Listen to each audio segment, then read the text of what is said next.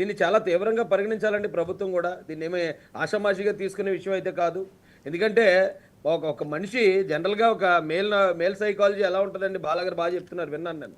Male psychology ఎలా ఉంటది, మనల్ని ఎన్ని మాటలన్నా, ఎన్ని కష్టాలన్నా, ఎన్ని ఎదురు దెబ్బలన్నా మనం భరించగలుగుతాం. కానీ ఇంట్లో ఉన్న మహిళల జోలికి, ఇంట్లో ఉన్న పిల్లల జోలికొస్తే ప్రతి మనిషి వాడు ఎంత మంచోడైనా రాక్షసుడిగా మారిపోతాడండి. హ్మ్. అక్కడి వరకు తీసుకెళ్లే ప్రయత్నం చేస్తున్నారు సార్ ఇది. ఆ రోజున చంద్రబాబు నాయుడు గారి భార్య గారి గురించి మాట్లాడినప్పుడు కూడా ఆయన అక్కడికక్కడే గుండెపోటుతో చనిపోవాలని చేసిన ప్లాన్ అది.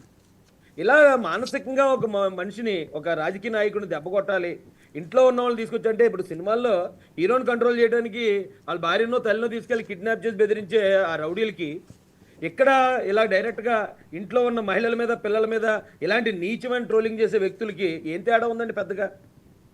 ఈ ఈ సంస్కృతికి చెక్ పెట్టాలండి. అంటే పోలీసే చేయాలి, ప్రభుత్వం కూడా ఫుల్ కంట్రోల్. ప్రభుత్వం ఏం చేస్తుందంటే ఇప్పుడు వాళ్ళు ప్రతిపక్షంలో ఉన్నారు కాబట్టి ఏమన్నా కేసు పెట్టినా, లేకపోతే ఏమన్నా ఇది చేసినా, ప్రతిపక్షంలో ఉన్నారు కాబట్టి చేస్తారని ప్రజలు ఎక్కడ అనుకుంటారో అని వీళ్ళు అరాచకాన్ని ఇంకా ఇంకా భరించుకుంటూ వెళ్తున్నారండి.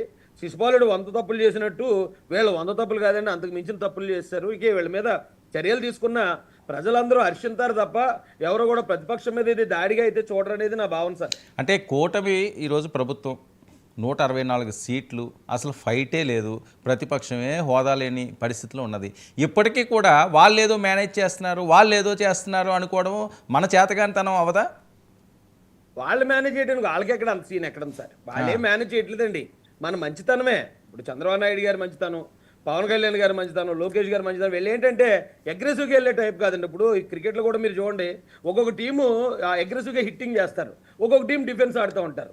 ఇక్కడ ఏముందంటే ఈ జగన్మోహన్ రెడ్డి గారికి లేకపోతే ఆ టీం సభ్యులందరూ కూడా అగ్రెసివ్ అంటే దూకుడు, ఎదుటోళ్ళ మీద దాడి చేయటమే వీళ్ళ స్టైలు. ఎదుటోళ్ళ మీద దాడి చేయడానికి ఎంత దూరం అని వెళ్తారు. ఇది సినిమాలో డైలాగ్, రాజకీయానికి రౌడీజానికి తేడా లేదా అన్నట్టు వీళ్ళకి రాజకీయానికి రౌడీజానికి తేడా తెలియదండి. వాళ్ళు చిన్నప్పటి నుంచి ఎలా పెరిగారో, ఎలా బ్రతికారో అదే దూకుడు రాజకీయాల్లో కూడా చూపించేస్తున్నారు. అందుకే 151 స్థానాలు అంత పెద్ద భారీ మెజార్టీతో నెగ్గిన పార్టీ నెక్స్ట్ ఎలక్షన్ రాగానే 5 సంవత్సరాల్లో 11 స్థానాలకు పడిపోయిందంటే ఆ మార్పు వీళ్ళ అగ్రెసివ్నెస్ వల్ల వచ్చిందనేది వాళ్ళు గ్రహిస్తే ఇప్పటికన్నా మంచిదండి. వాళ్ళు ఇప్పుడు కూడా గ్రహించకుండా ఏదో అంటే మంచితనం కూడా ఒకసారి చేతకంతనంగా ఉంటుందట సార్. ఎలాగంటే శ్రీరామచంద్రుడు చెప్తాడు అంటే రావణాసురుడికి, నా మంచితనం కూడా నీకు చేతకంతనంగా కనిపిస్తుంది, నేను మంచిగా మాట్లాడుతున్నాను ఊరుకుంటున్నానని చెప్పేసి ఆయన రావణాసురుడికి చెప్పిన మాటల్లో ఉంటుందండి ఆ మాట. అలాగా ఇక్కడ మంచితనం కూడా ఒక్కోసారి చేతకంతనంగా కనిపించి ఇంకా వీళ్ళు విశృంఖలంగా విజృంభించే పరిస్థితికి వెళ్తున్నారు సార్. వీళ్ళు ఏం మ్యానిపులేట్ చేసి, వీళ్ళు ఏం మేనేజ్ చేసి అంత స్థాయి లేదు, అంత బలం లేదండి. కాకపోతే ప్రభుత్వం మంచితనం అది. అంటే చిన్న పిల్లోడిని కూడా వదలకపోవడం అన్నది ఇది అసలు ఏం సంస్కృతి, ఏం ఉత్కృతాలు ఇవి? అంటే దీని మీద కూడా యాక్షన్లు ఉండవా? అది ఎవరిని చేయనియండి, అది ఎవరి ఫ్యామిలీలోనే అవనియండి, పిల్లలు పసికందులు కదా వాళ్ళని టార్గెట్ ఏంటి? ఇప్పుడు అక్కడ ఎప్పుడైతే ఆ పసిపిల్లని కూడా టార్గెట్ చేశారో అప్పుడు పవన్ కళ్యాణ్ గారు అంటే ఇష్టం ఉన్నవాళ్ళు, పవన్ కళ్యాణ్ గారితో విభేదాలు ఉన్నవాళ్ళు కూడా ఆయన మీద విపరీతమైన సాఫ్ట్ కార్నర్ వచ్చిందండి. అలాగే ఆ పిల్లోడి మీద ఎవరైతే మాట్లాడారో వాళ్ళ మీద విపరీతమైన వ్యతిరేకత వచ్చిందండి మొత్తం రాష్ట్ర వ్యాప్తంగా. అయితే కొద్దిమందికి ఇంకా అది ఇప్పుడు ఆ సిగ్గనేది వదిలేస్తారు సార్. ఇప్పుడు ఎవడన్నా ఒక మనిషి ఏదైనా తప్పు చేయాలనుకున్నప్పుడు చచ్చి అలా తప్పు చేస్తే జనం అందరూ మనల్ని చూసి నవ్వుకుంటారనే ఆ ఇంగితం ఉంటుంది కొద్దిమందిలో. కానీ కొంతమంది ఆ ఇంగితాన్ని వదిలేస్తారు. వదిలేసి ఇంకా ఎలా పడితే అలా బతుకుతాడు, ఎలా పడితే అలా తిరుగుతాడు, అందరూ తిడుతున్నా కూడా నవ్వుకుంటూ అదేదో పొగడ్తలాగా అవార్డుల్లో ఫీల్ అయ్యే వాళ్ళు ఉంటారండి. అలాంటి వాళ్ళకి జైలు కరెక్ట్ అండి. అలాంటి వాళ్ళని ఇమ్మీడియట్గా బంధించాలి, వాళ్ళని తీసుకెళ్ళి జైలు అంటే వాళ్ళు సభ్య సమాజంలో బ్రతికే అర్హత లేని వ్యక్తులు అనమాట అండి. అలాంటి వాళ్ళు ఖచ్చితంగా అరెస్ట్ చేయాలి సార్. రైట్. అరుణ గారు sir, good evening sir. Good evening అండి. మార్క్ శంకర్కి యాక్సిడెంట్ జరగడం వల్ల ఆ తల్లి ఎంతో భక్తిభావంతో పవిత్రంగా వెళ్ళారు, డిక్లరేషన్ మీద సంతకం పెట్టారు, తలనీలాలు సమర్పించుకున్నారు, అన్నదానం చేశారు, ఏదో విరాళం కూడా ఇచ్చారు. అది చాలా తప్పు. భర్త ఉండగా ఆవిడ ఎలా తలనీలాలు తీసుకుంటుంది?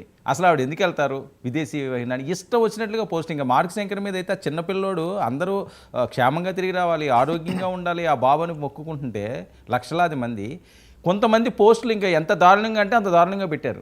ఆ పిల్లోడికి ఏదో అయిందన్నట్లుగా. అది మీరు చూసే ఉంటారు, నేను చెప్పలేను, మీకు ఇంకా బాగా తెలుసు. అవి ఏంటి అసలు ఎటు వెళ్తున్నది?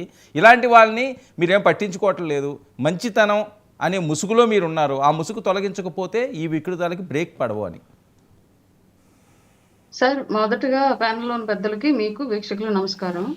భర్త ఉండగా తలనీలాలు తీయకూడదు అని ఏ ధర్మం చెప్పింది సార్? మాకు ఇప్పటివరకు తెలియదు. మేము ఫాలో అవుతున్న హిందూ ధర్మం అయితే చెప్పలేదు. మరి ఆ కామెంట్లు పెట్టిన వాళ్ళు ఏ ధర్మం ప్రకారం అది వాళ్ళకి తప్పుగా అనిపించిందో ఫస్ట్ అది తెలుసుకుంటే మంచిదని నా ఉద్దేశం. అసలు తలనీలాలు అని పేరు వచ్చింది, ఏడు కొండలో ఒక కొండకు నీలాద్రి అని పేరు వచ్చింది. అసలు మొదటగా ఆ కేశఖండనం అనేది ఒక భక్తి భావంతో సమర్పించుకోవడం అనే ఒక ఆచారం మొదలైంది ఒక మహిళతో. హ్మ్. వెంకటేశ్వర స్వామికి ఆవిడ మహిళ